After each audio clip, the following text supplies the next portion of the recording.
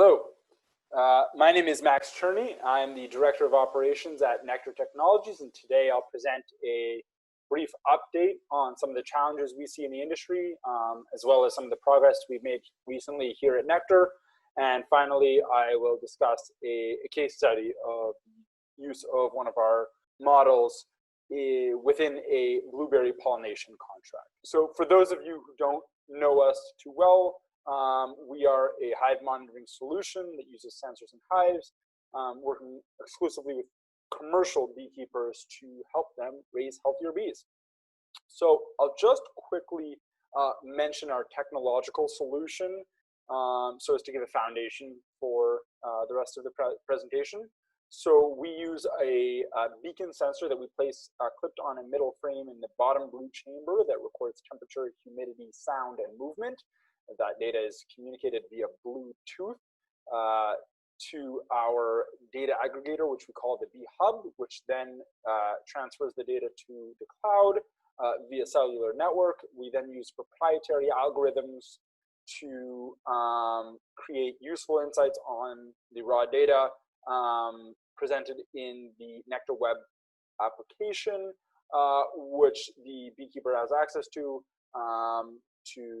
see things like queen status, dead out detect, and soon to be, possibly by the time that this presentation is actually showed, hive population model.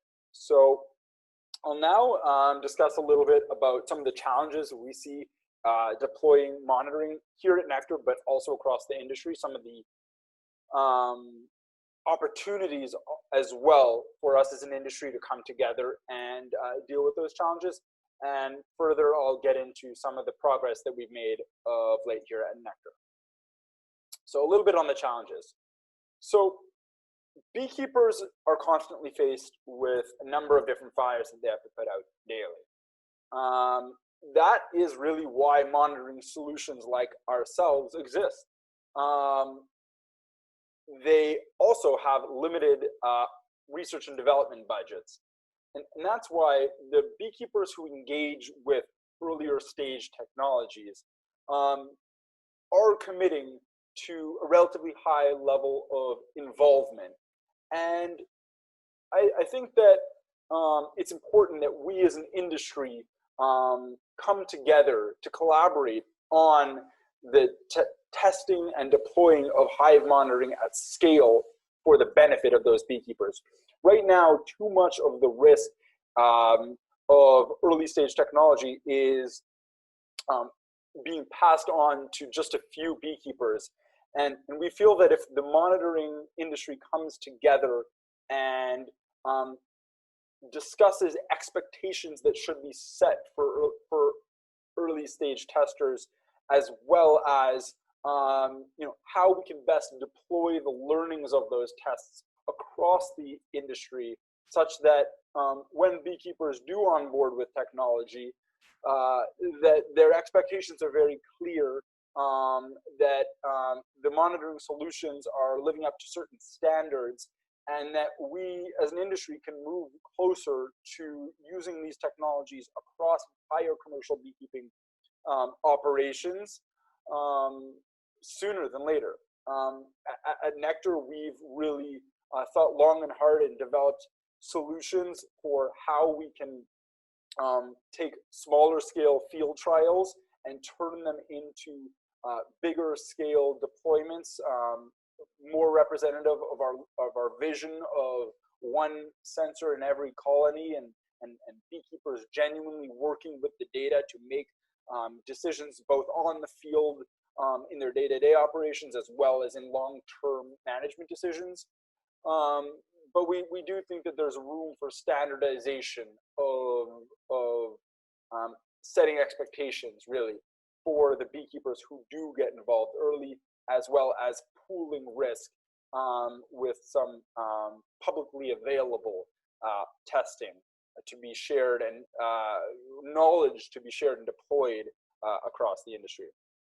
Another challenge that we face, that we see with other monitoring solutions, is that it is difficult to make one hardware solution for all migratory beekeeping contexts. So between pollination services, honey production, transportation, holding yards. Each one of these contexts requires different configuration when it comes to hardware. And so, you know, this has been a challenge for Nectar, as it has been for many other tech providers in this space. But luckily, we've had the opportunity to design and develop real solutions of the future. So we see this turning into really an area of strength for Nectar, but as well, we're excited to see what other innovation happens in the industry, as we do feel like there is plenty of room for collaboration. I'll now talk briefly about progress that we've made here of late at Nectar. So I'll touch first on Hive population, a model that we've developed, as well as secondly, I'll mention our advisory board. So our Hive population modeling really stems from an original question of, when I show up to a hive, how is it doing? Do I need to open it? Do I need to work it? And so we thought the best way to do that was by grouping the hive population based on high, medium, and low. And so in just about 3 months' time of development on this algorithm, we've gone from about 65% accuracy, stating whether a hive is below 7 frames of bees, between 7 and 14, or above, all the way up to today, I believe we're at in the mid 80s, I believe at 83% accuracy. And so where I think this all goes is to a point where beekeepers really can be more, can make decisions on the ground as to whether or not they want to work in an individual hive. So what I think is also exciting here is how quickly we were able to develop these algorithms based on our data science efforts, as well as our data collection efforts.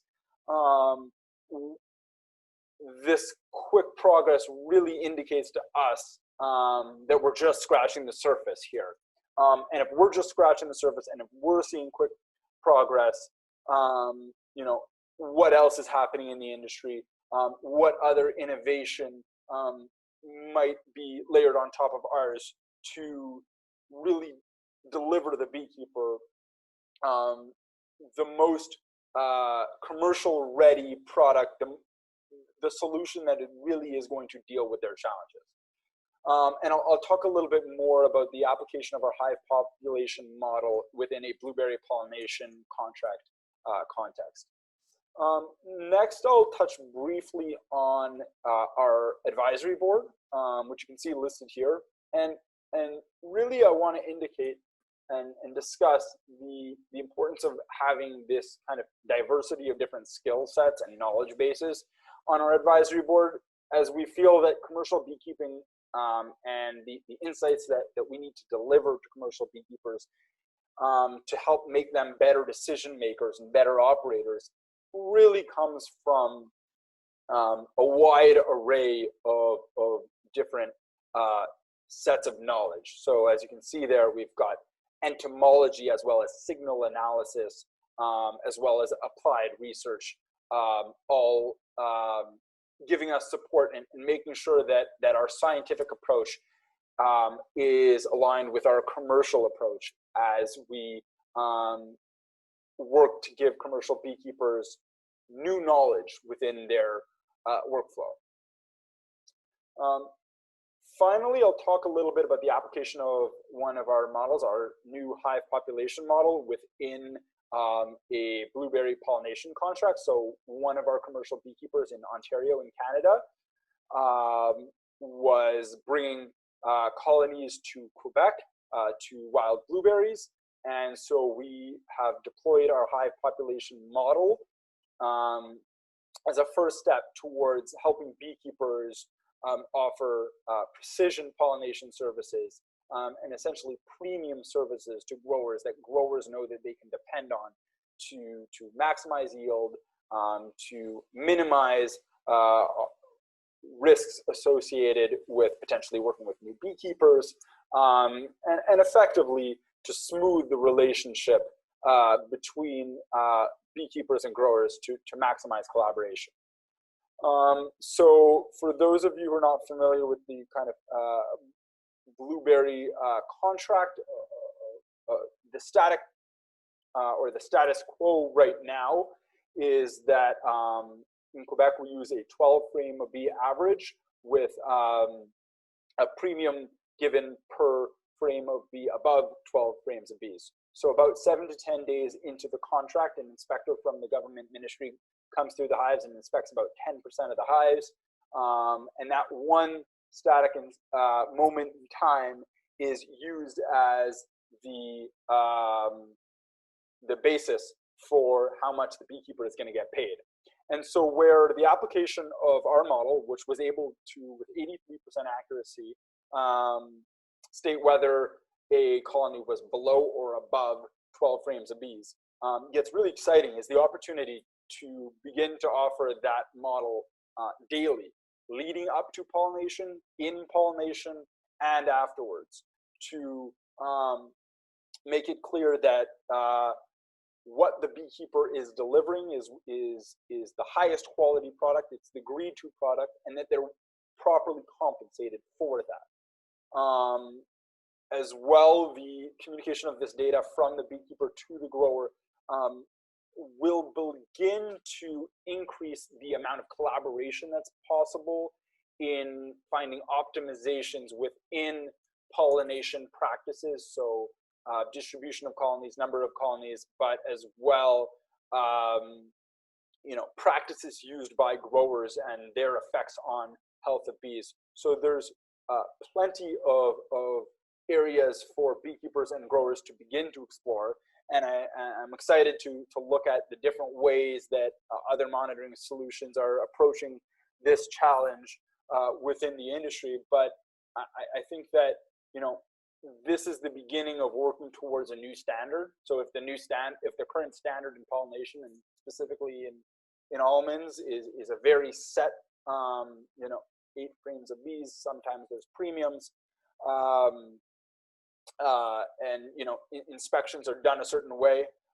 It's going to take the industry, it's going to take all of us together, working with the growers, working with the beekeepers to establish the new standard, the improved standard, set expectations for beekeepers to have higher expectations of their growers, and likewise, set an example where beekeepers can be rewarded for high quality beekeeping.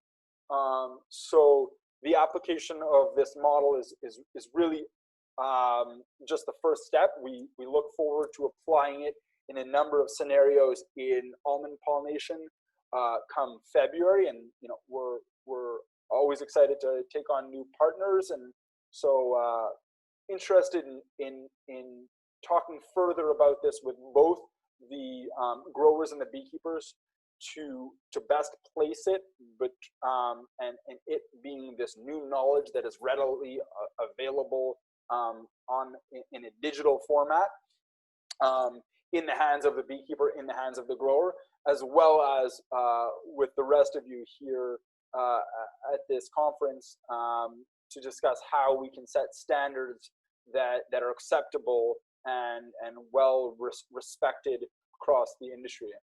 So I'm about out of time for today, so I'll just leave up my contact information if ever you want to get in touch and chat about any of the subjects that we discussed today. Super excited to listen in on the rest of your presentations, and feel free to reach out to us at any point. Thanks.